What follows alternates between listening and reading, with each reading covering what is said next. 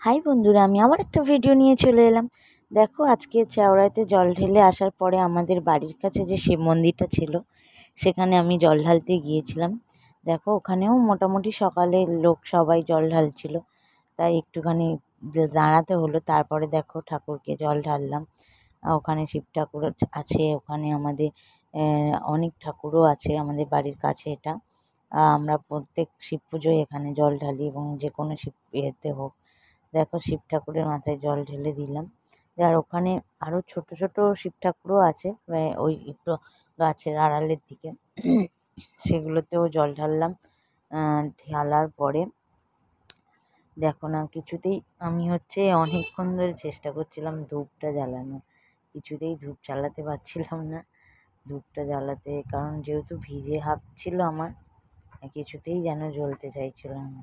দেখো, ভালো করে বাবার মাথায় জলটা ঢাললাম।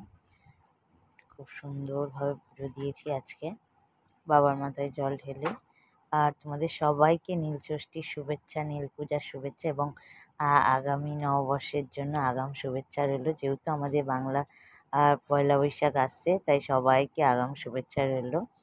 আর আমাদের নীলষষ্ঠীর দিনে উপোস করতে হয় জানো। আমরা কাঁচা আম দিয়ে পুজো দিয়ে তারপরে সব আমরা আম খাই। আমরা যেটা দেখেই এসছি, আমাদের কাঁচা আম এই পূজার আগে কেউ খায় না আমাদের এখানে। পূজা দিয়েই তবেই আমরা এই কাঁচা আম, মানে আমের যে কোনো জিনিস খাই আর কি। নীল পূজার পরেই খাই, নীল পূজার আগে আমরা আমের কিছু খাই না।